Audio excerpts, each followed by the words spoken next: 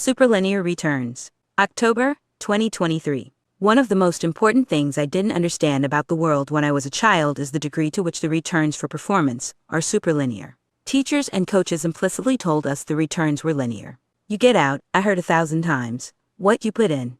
They meant well, but this is rarely true. If your product is only half as good as your competitors, you don't get half as many customers. You get no customers, and you go out of business. It's obviously true that the returns for performance are superlinear in business. Some think this is a flaw of capitalism, and that if we changed the rules it would stop being true. But superlinear returns for performance are a feature of the world, not an artifact of rules we've invented. We see the same pattern in fame, power, military victories, knowledge, and even benefit to humanity. In all of these, the rich get richer. You can't understand the world without understanding the concept of superlinear returns. And if you're ambitious, you definitely should, because this will be the wave you surf on. It may seem as if there are a lot of different situations with superlinear returns, but as far as I can tell, they reduce to two fundamental causes: exponential growth and thresholds. The most obvious case of superlinear returns is when you're working on something that grows exponentially. For example, growing bacterial cultures. When they grow at all, they grow exponentially. But they're tricky to grow, which means the difference in outcome between someone who's adept at it and someone who's not is very great. Startups can also grow exponentially, and we see the same pattern there. Some manage to achieve high growth rates. Most don't, and as a result you get qualitatively different outcomes. The companies with high growth rates tend to become immensely valuable, while the ones with lower growth rates may not even survive. Y Combinator encourages founders to focus on growth rate rather than absolute numbers. It prevents them from being discouraged early on, when the absolute numbers are still low. It also helps them decide what to focus on. You can use growth rate as a compass to tell you how to evolve the company. But the main advantage is that by focusing on growth rate you tend to get something that grows exponentially. YC doesn't explicitly tell founders that with growth rate you get out what you put in, but it's not far from the truth. And if growth rate were proportional to performance, then the reward for performance over time would be proportional to performance. Even after decades of thinking about this, I find that sentence startling. Whenever how well you do depends on how well you've done, you'll get exponential growth. But neither our DNA nor our customs prepare us for it. No one finds exponential growth natural. Every child is surprised the first time they hear it by the story of the man who asks the king for a single grain of rice the first day and double the amount each successive day. What we don't understand naturally we develop customs to deal with. But we don't have many customs about exponential growth either, because there have been so few instances of it in human history. In principle, herding should have been one. The more animals you had, the more offspring they'd have. But in practice, grazing land was the limiting factor, and there was no plan for growing that exponentially, or more precisely, no generally applicable plan. There was a way to grow one's territory exponentially, by conquest. The more territory you control, the more powerful your army becomes, and the easier it is to conquer new territory. This is why history is full of empires. But so few people created or ran empires that their experiences didn't affect customs very much. The emperor was a remote and terrifying figure, not a source of lessons one could use in one's own life. The most common case of exponential growth in pre-industrial times was probably scholarship.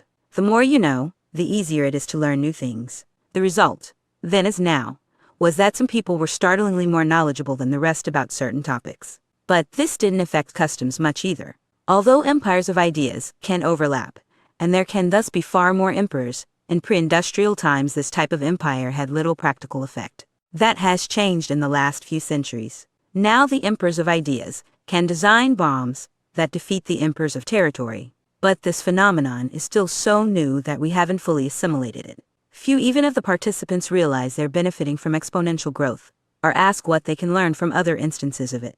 The other source of superlinear returns is embodied in the expression winner take all. In a sports match, the relationship between performance and return is a step function. The winning team gets one win whether they do much better or just slightly better. The source of the step function is not competition per se, however. It's that there are thresholds in the outcome. You don't need competition to get those. There can be thresholds in situations where you're the only participant, like proving a theorem or hitting a target. It's remarkable how often a situation with one source of superlinear returns also has the other. Crossing thresholds leads to exponential growth. The winning side in a battle usually suffers less damage.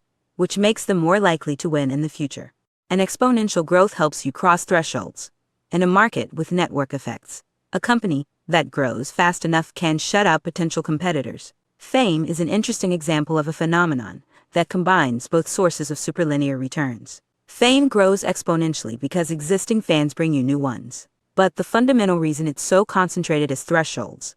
There's only so much room on the A-list in the average person's head. The most important case combining both sources of superlinear returns may be learning. Knowledge grows exponentially, but there are also thresholds in it. Learning to ride a bicycle, for example. Some of these thresholds are akin to machine tools. Once you learn to read, you're able to learn anything else much faster. But the most important thresholds of all are those representing new discoveries. Knowledge seems to be fractal in the sense that if you push hard at the boundary of one area of knowledge, you sometimes discover a whole new field. And if you do, you get first crack at all the new discoveries to be made in it. Newton did this, and so did Dürer and Darwin. Are there general rules for finding situations with superlinear returns? The most obvious one is to seek work that compounds. There are two ways work can compound. It can compound directly, in the sense that doing well in one cycle causes you to do better in the next. That happens, for example, when you're building infrastructure, or growing an audience or brand. Our work can compound by teaching you, since learning compounds.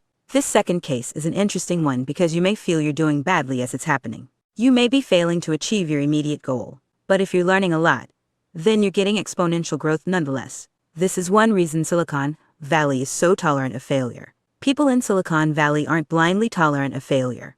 They'll only continue to bet on you if you're learning from your failures. But if you are in fact a good bet.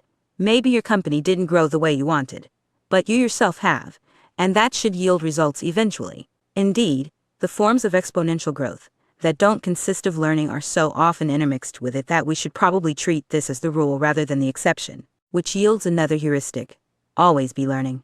If you're not learning, you're probably not on a path that leads to superlinear returns. But don't over-optimize what you're learning. Don't limit yourself to learning things that are already known to be valuable. You're learning, you don't know for sure yet what's going to be valuable.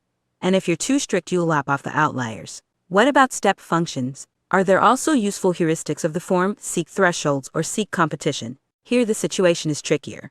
The existence of a threshold doesn't guarantee the game will be worth playing. If you play a round of Russian roulette, you'll be in a situation with a threshold. Certainly. But in the best case, you're no better off. Seek competition is similarly useless. What if the prize isn't worth competing for? Sufficiently fast exponential growth guarantees both the shape and magnitude of the return curve, because something that grows fast enough will grow big even if it's trivially small at first, but thresholds only guarantee the shape. A principle for taking advantage of thresholds has to include a test to ensure the game is worth playing. Here's one that does. If you come across something that's mediocre, yet still popular, it could be a good idea to replace it.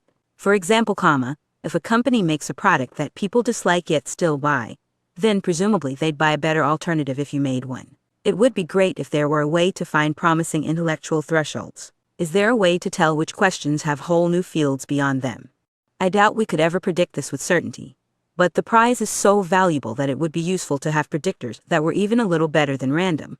And there's hope of finding those. We can to some degree predict when a research problem isn't likely to lead to new discoveries, when it seems legit but boring, whereas the kind that do lead to new discoveries tend to seem very mystifying, but perhaps unimportant. If they were mystifying and obviously important, they'd be famous open questions with lots of people already working on them. So one heuristic here is to be driven by curiosity rather than careerism, to give free rein to your curiosity instead of working on what you're supposed to. The prospect of superlinear returns for performance is an exciting one for the ambitious. And there's good news in this department. This territory is expanding in both directions. There are more types of work in which you can get superlinear returns, and the returns themselves are growing. There are two reasons for this, though they're so closely intertwined that they're more like one and a half: progress in technology and the decreasing importance of organizations. 50 years ago, it used to be much more necessary to be part of an organization to work on ambitious projects. It was the only way to get the resources you needed, the only way to have colleagues, and the only way to get distribution. So in 1970, your prestige was in most cases the prestige of the organization you belonged to. And prestige was an accurate predictor, because if you weren't part of an organization, you weren't likely to achieve much. There were a handful of exceptions, most notably artists and writers, who worked alone, using inexpensive tools, and had their own brands. But even they were at the mercy of organizations for reaching audiences. A world dominated by organizations damp variation and the returns for performance. But this world has eroded significantly just in my lifetime. Now a lot more people can have the freedom that artists and writers had in the 20th century. There are lots of ambitious projects that don't require much initial funding, and lots of new ways to learn, make money, find colleagues, and reach audiences. There's still plenty of the old world left. But the rate of change has been dramatic by historical standards, especially considering what's at stake. It's hard to imagine a more fundamental change than one in the returns for performance. Without the damping effect of institutions, there will be more variation in outcomes, which doesn't imply everyone will be better off. People who do well will do even better, but those who do badly will do worse. That's an important point to bear in mind. Exposing oneself to superlinear returns is not for everyone. Most people will be better off as part of the pool. So who should shoot for superlinear returns? Ambitious people of two types. Those who know they're so good that they'll be net ahead in a world with higher variation. And those, particularly the young, who can afford to risk trying it to find out. The switch away from institutions won't simply be an exodus of their current inhabitants. Many of the new winners will be people they'd never have let in. So the resulting democratization of opportunity will be both greater and more authentic than any tame intramural version the institutions themselves might have cooked up. Not everyone is happy about this great unlocking of ambition. It threatens some vested interests and contradicts some ideologies. But if you're an ambitious individual, it's good news for you. How should you take advantage of it? The most obvious way to take advantage of superlinear returns for performance is by doing exceptionally good work. At the far end of the curve, incremental effort is a bargain. All the more so because there's less competition at the far end, and not just for the obvious reason that it's hard to do something exceptionally well, but also because people find the prospect so intimidating that few even try. Which means it's not just a bargain to do exceptional work, but a bargain even to try too. There are many variables that affect how good your work is, and if you want to be an outlier, you need to get nearly all of them right. For example, to do something exceptionally well, you have to be interested in it.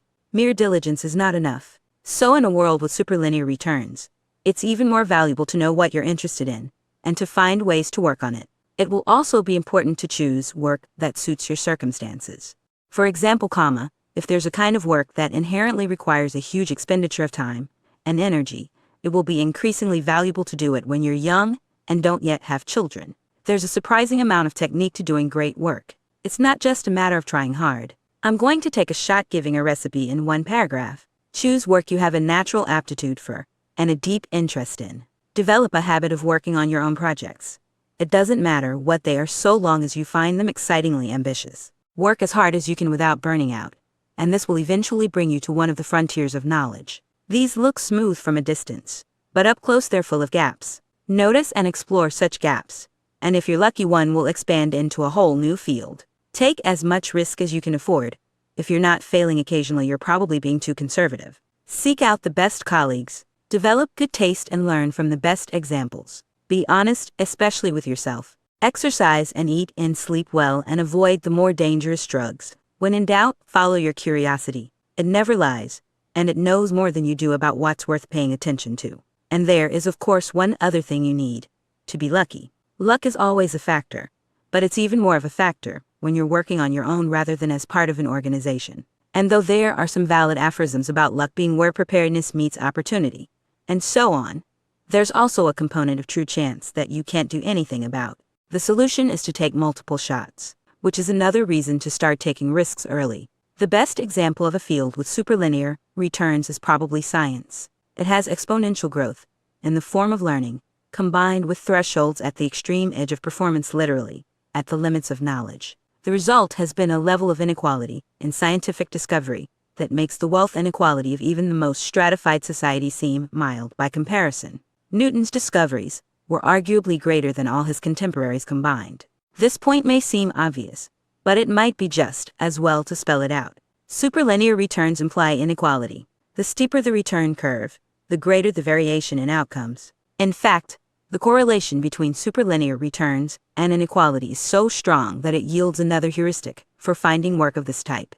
Look for fields where a few big winners outperform everyone else. A kind of work where everyone does about the same is unlikely to be one with superlinear returns. What are fields where a few big winners outperform everyone else? Here are some obvious ones: sports, politics, art, music, acting, directing, writing, math, science, starting companies, and investing. In sports, the phenomenon is due to externally imposed thresholds.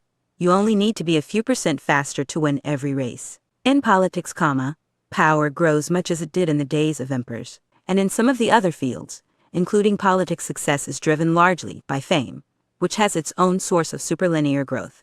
But when we exclude sports and politics, and the effects of fame, a remarkable pattern emerges. The remaining list is exactly the same as the list of fields where you have to be independent-minded to succeed, where your ideas have to be not just correct, but novel as well. This is obviously the case in science. You can't publish papers saying things that other people have already said, but it's just as true in investing. For example, it's only useful to believe that a company will do well if most other investors don't.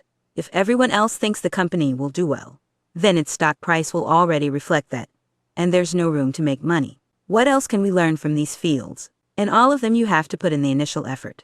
Superlinear returns seem small at first. At this rate, you find yourself thinking, I'll never get anywhere. But, because the reward curve rises so steeply at the far end, it's worth taking extraordinary measures to get there. In the startup world, the name for this principle is do things that don't scale. If you pay a ridiculous amount of attention to your tiny initial set of customers, ideally you'll kick off exponential growth by word of mouth. But the same principle applies to anything that grows exponentially. Learning, for example. When you first start learning something, you feel lost. But it's worth making the initial effort to get a toehold, because the more you learn, the easier it will get. There's another more subtle lesson in the list of fields with superlinear returns: not to equate work with a job. For most of the 20th century, the two were identical for nearly everyone, and as a result we've inherited a custom that equates productivity with having a job. Even now, to most people, the phrase your work means their job. But to a writer, or artist, or scientist, it means whatever they're currently studying or creating. For someone like that, their work is something they carry with them from job to job, if they have jobs at all. It may be done for an employer, but it's part of their portfolio. It's an intimidating prospect to enter a field where a few big winners outperform everyone else. Some people do this deliberately, but you don't need to. If you have sufficient natural ability, and you follow your curiosity sufficiently far, you'll end up in one. Your curiosity won't let you be interested in boring questions, and interesting questions tend to create fields with superlinear returns if they're not already part of one. The territory of superlinear returns is by no means static. Indeed, the most extreme returns come from expanding it. So while both ambition and curiosity can get you into this territory, curiosity may be the more powerful of the two. Ambition tends to make you climb existing peaks. But if you stick close enough to an interesting enough question, it may grow into a mountain beneath you. Notes: there's a limit to how sharply you can distinguish between effort, performance, and return, because they're not sharply distinguished in fact.